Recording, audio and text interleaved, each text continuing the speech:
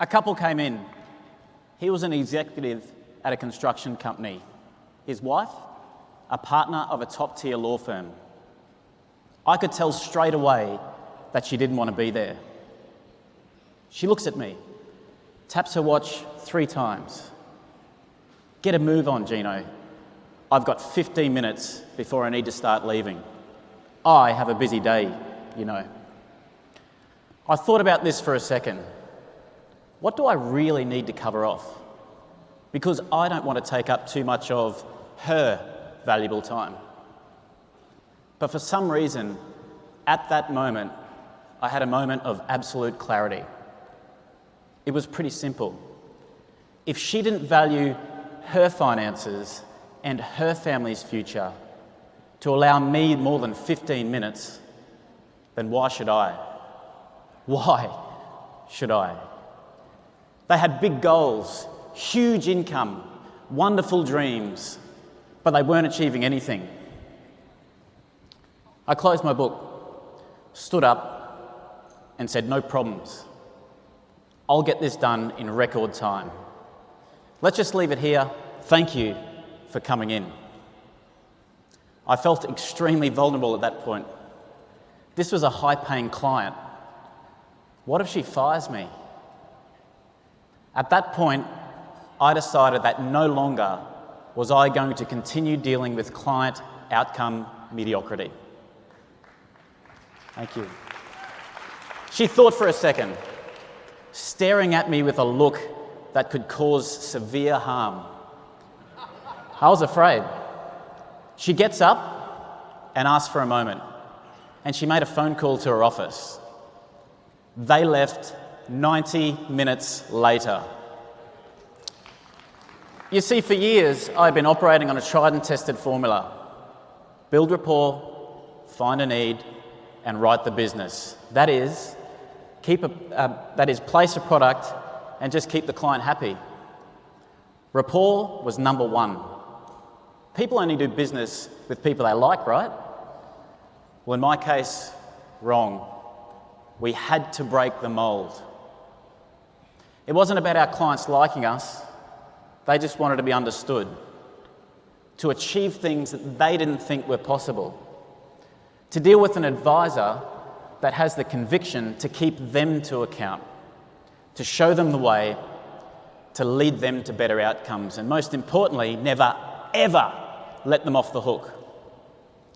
You see, we decided we need to find other ways of delivering value to clients. Financial mismanagement and lack of focus is merely a symptom of another problem. But how do you find out those problems? One way we work this out with clients is to ask them to break up their critical times. That is, how much time they spend per week on a number of items, being their family time, their selfish time, that is time to themselves with no one else, couple time, their friends' time, and their extended family time. This gives you a great insight, not only in where they spend their time, but what they truly value. Quite often people heavily prioritise 1, maybe 2 of the areas. They may prefer to spend their weekends playing golf or with the kids. Maybe it's spending all their time with friends, or they've got no time for anything because they spend all of their time working. An imbalanced life leads to poor and emotive decisions. Many a time I've seen clients overspend on holidays and toys, stuff they could otherwise not afford, but justify because they feel guilty about how they use up their precious time. I know many of you know human beings can justify almost anything. When clients are at their most balanced mentally, they make their best financial decisions practically. For our business clients, running virtual board meetings for them regularly not only gives them the ability of getting complete transparency of their business affairs, but also helps you add value by coordinating their associated professionals as needed. We have a static agenda, and they are held to account on the things they said they would do during the month. We'll also invite other professionals as required to the meeting to ensure that they receive coordinated advice. We manage the process to make sure it gets done. And thirdly, charging project, not financial planning or placement fees.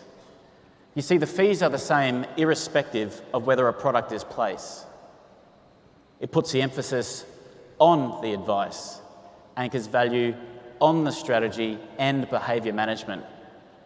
And we ask for this to come directly from their bank account.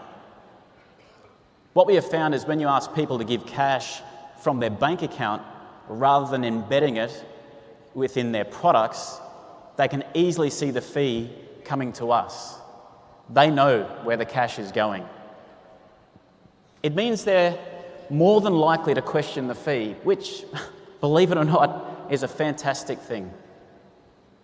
When they see the fee come out every month, they are more likely to engage fully in the process to ensure that they get value.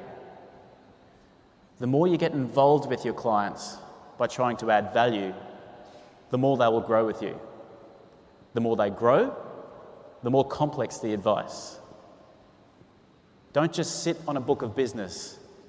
Give your clients a real chance of growing by always trying to find ways to add value and save them from their own mediocrity.